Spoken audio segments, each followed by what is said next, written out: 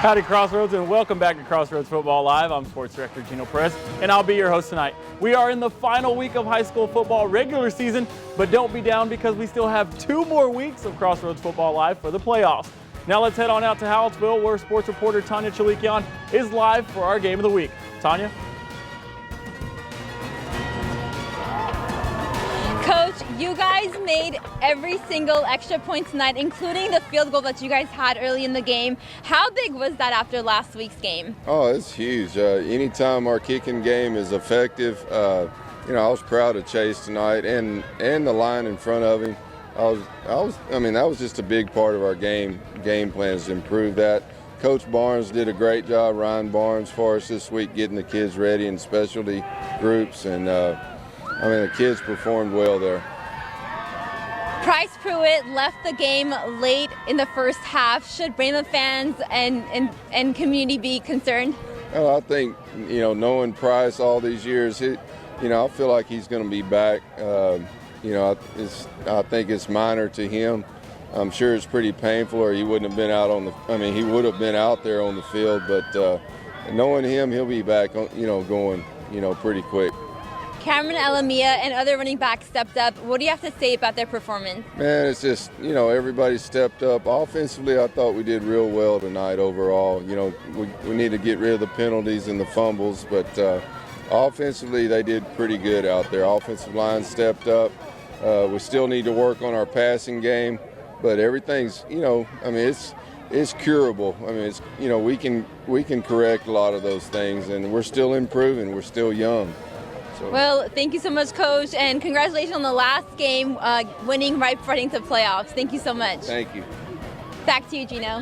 Thanks, Tanya. Now let's take a look at some of the highlights from our game of the week between the Hitchcock Bulldogs and the ranked Hallettsville Brahmas. First up, like Tanya said, Damani Hartwell gets the call after the Hitchcock punt and takes it for a nice gain, but that would be it for Hallettsville, as they would have to settle for a field goal, taking the early 3-0 lead. Next up, we have Hitchcock driving down the field, and he throws it to his left-hand side to the tight end, and he gets tackled on the 1-yard line. Next play, quarterback decides to keep it himself as he rushes it up the middle, 6-3 Hitchcock. Upset broiling. But then here we go, missed Pat. Hallettsville still looking to go back on top as Price Pruitt gets the score before he would eventually go out of the game. 10-6 Brahmas.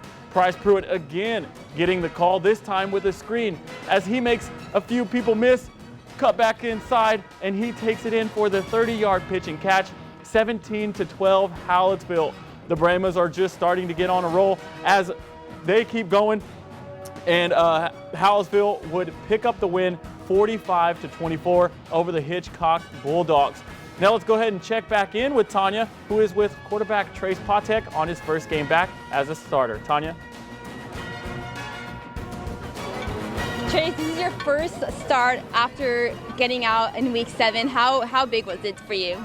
It was big for me just to come back. I never expected to come back this early, but just hitting physical therapy and training every day, it was great. And I'd like to say thank you to Complete Hometown Physical Therapy here in Hallettsville, Texas. They really got me straight.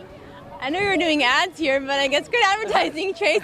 Trace, you guys lost Price Pruitt late in the first half, but other running backs stepped up. What kind of a team is this? It's an all-around team. We're great all together, and we lost Price, but he's a strong kid. He'll be back on that field no matter what. And Cam stepped in and did his part, and that's what we had to do. Line did their thing too.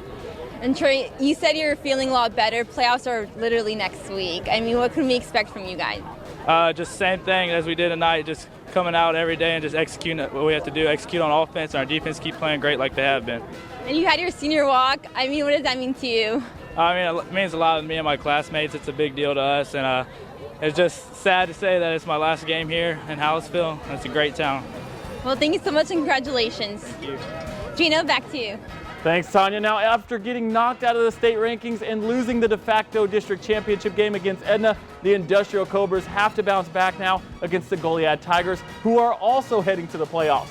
Now the Cobras, after getting 3 and out, the Goliad Tigers going deep, and this guy makes a spin as he goes all the way for the touchdown for the 68-yard bomb. Joseph Council, what a play by that guy. Next up, Cobra's defense trying to get back in the game, and they do, causing a fumble, and the Cobra's defense comes up big. Cobra's still trying to get something going on the board. Matthew Davis behind the center, trying to get something going. He looks to his right and decides to heave a bomb himself. 50 yards to Clarence Hosey, who runs it in for the touchdown. Industrial takes the lead, and Cobra's trying to keep the pressure on. And as the receiver, making so many moves, Caleb Figueroa, keep juking, keep going. But he would eventually get brought down inside the 5-yard line. Cobras take it in for the easy score. He could have walked in. Caleb runs it in 14-7 in the second quarter. The Cobras would finish on with the 8-2 and make the playoffs. I believe that score should be flipped. Industrial, I believe, got the win there over Goliad. Now we'll have more highlights and scores for you here on Crossroads Football Live, so go grab a drink and a snack, but don't go anywhere because we'll be right back. An automobile purchase is a big deal, so it's great to work with people you can trust. At Honda of Victoria, our staff is full of faces you'll likely recognize. Like Business Development Manager Barbara Gonzalez. Barbara coordinates customer appointments, and her warm personality will put a smile on your face. Finance Manager Glenn Davis puts together deals with the lenders, and they love him as much as you will. So remember, our people make the difference at Honda of Victoria on North Navarro at Huvar Street across from the Hilton Garden Inn. Please begin. This is the testimony of Elizabeth Holmes, the Stanford dropout who appeared poised to change the world but didn't. Her fall from grace was spectacular. Elizabeth is finally going to trial. This case will probably go down in Silicon Valley history. But to this day, Elizabeth maintains her innocence. We'll take you inside the courtroom. If history is any indication, Elizabeth Holmes is not going down without a fight. Follow The Dropout, Elizabeth Holmes on Trial on Spotify or wherever you get your podcasts. What's your why? Cuero Family Clinics want to encourage you to get the COVID-19 vaccine. Your vaccination makes a difference regardless of your why. Do it for yourself, your family, your neighbors, your community. Why not get the shot? To schedule your vaccination today, please call 361-275-0170. To learn more about the COVID-19 vaccine or to find a location closest to you, please visit yvaxnow.com. Howdy, Crossroads, and welcome back to Crossroads Football Live. Victoria West looking to finish the season strong as they take on the district-leading Veterans Memorial Eagles from Corpus Christi. Now, this was a tale of two halves, and the Eagles take the opening possession, and the quarterback overthrows it into the open arms of DeAndre Fillmore. This would not be the last time we saw him. Great field position for West as they run a sweep, and Fillmore gets in for the score. 7-0 West. Trying to pull out the upset. On to the ensuing kickoff. Veterans Memorial taking it deep. Following blockers. He has room. Is he going to take it? No, he fumbles the ball and West recovers it. What a play for West. Now they have another chance. Look, get another signature on the bone there. Now they have another chance to go up by even more points. Braden Ludiker scrambling, tosses it deep to none other than DeAndre Fillmore. Again, what a night he's having. West would be held to a field goal. Vets again trying to get something going on a kickoff. This time, number 13 finds a hole and he takes it all the way, except he gets tackled inside the 5, and then a penalty would happen and it would be all erased. Then a fourth down, Vets over the punter. They get tackled inside the 5. Oh, everything just seems to be going wrong for Vets, and everything seems to be going right for West as they go in for the score. 17-0 into halftime, but the Warriors would lose. They lose 26-24 with a 17-point lead at half. The Warriors finish the season with a record of 6-4 heading into playoffs. Now we head to the East Titans, looking to finish the season on a positive note as they travel to Corpus Christi to take on the Moody Trojans. Now this game is for pride since both teams have no shot at the playoffs this year. Jaden Williams doing what he did all year, scrambling it, tosses it deep, but it's picked off by Daryl Nation at the Moody 41. Moody looking to capitalize. Quarterback drops back, but he is sacked by a swarm of Titans. Titans trying to get something going here. Jaden Williams again scrambling, looking. He decides to tuck it this time. I'm not going to throw a pick, and he goes for the 53-yard gain. Finally gets tackled or pushed out of bounds outside the 20. Orion Perry punches it in for the East Titans. 7-0, first point to the board. Roland Gonzalez likes that, trying to end on a good note.